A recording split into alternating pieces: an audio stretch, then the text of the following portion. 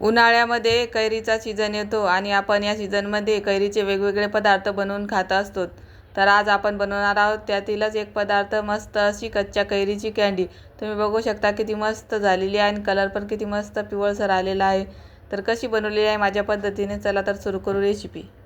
श्री शिवाय नमस्तुभ्य मैत्रिणींनो, मी अंजली कुंभार माझ्या यूट्यूब चॅनलमध्ये तुम्हा सर्वांचे मनापासून खूप खूप स्वागत करते.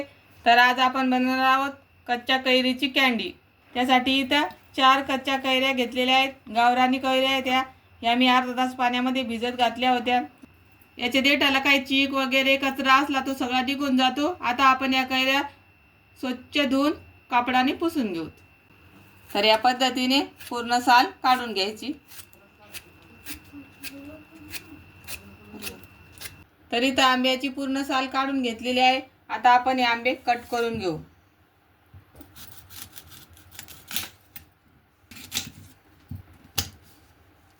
तर या पद्धतीने कैऱ्या कट करून घ्यायच्या छोट्या छोट्या पीसमध्ये. तरी ते कैऱ्या मी कट करून घेतलेल्या आहेत. तर आता आपण या कैऱ्या कुकरमध्ये टाकून घेऊ. आता या कैरीमध्ये एक दालचिनीचा तुकडा आणि 5-7 मिरी घालते मी. तर 4 कैऱ्यासाठी मी इथे 2 कप पाणी घालते.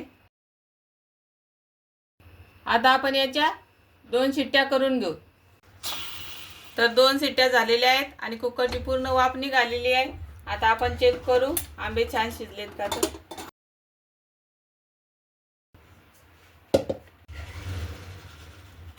तर बघू शकता अगदी मऊसूत हे आंबे शिजलेले आहेत. तर आता आपण अगोदर याच्यामधले दालचिनी आणि मिरी काढून घेऊ. तर तयार झालेला आंब्याचा गर आपण या चाळणीतून गाळून घेणार आहोत पूर्ण. असं केल्याने याच्यामधले जे कडक कण येतं, आंब्याचे तुकडे येतात, ते त्या चाळणीमध्ये साडकून राहतील आणि एकसारखा असा पल्प आपल्याला मिळेल. तरी इथे हा पल्प 1 वाटीभर भरलेला आहे या वाटीनं. तर हे कैऱ्या खूप आंबट येतात, गावरानी कैरी होती, तर मी ते 1 वाटी साखर घालते. आता आपण हे शिजून घेणार आहोत. आता आपण हा पल्प छान शिजून घेणार आहोत. तरी ते हे मिश्रण मी 6-7 मिनिटं छान शिजून घेतलेलं आहे. तर बघू शकता घट्टसर हे तयार झालेलं आहे. साईडला असे घट्टपणा जाणवतो या मिश्रणाला. असं मिश्रण झालं की गॅस बंद करायचा. तरी ते मी या ताटीला थोडंसं तूप लावून घेतलेलं आहे. आता आपण तयार केलेले मिश्रण या ताटीमध्ये टाकून घेऊ. आता हे मिश्रण आपण या ताटीमध्ये पसरून घेऊ. तरी ते मिश्रण मी ताटीमध्ये पूर्ण एकसारखं पसरून घेतलेलं आहे. आता तयार झालेलं मिश्रण आपण हे उन्हामध्ये 1 दिवसभर वाळवून घेणार आहोत.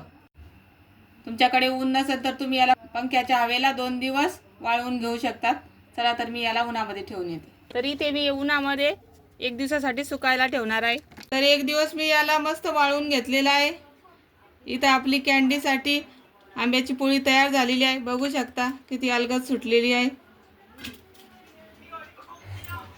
किती मस्त ही तयार झालेली आहे. तर आता ही आंबापोळी मी या प्लेटमध्ये काढून घेतलेली आहे. आता आपण याची कँडी बनवून घेऊ. तर आपल्याला हव्या त्या आकाराच्या या पद्धतीने कट करून घ्यायचं. तर बघू शकता किती मस्त आपली कच्च्या कैरीची कँडी तयार झालेली आहे. मस्त अशी तुम्ही ही 5-6 महिने स्टोअर करून पण ठेवू शकता. तर बघू शकता किती मस्त अलगद निघते ही. तर कशी वाटली आंबा कँडीची रेसिपी नक्की कमेंटमध्ये सांगा. आवडली असेल तर लाईक, शेअर, सबस्क्राईब करा. धन्यवाद.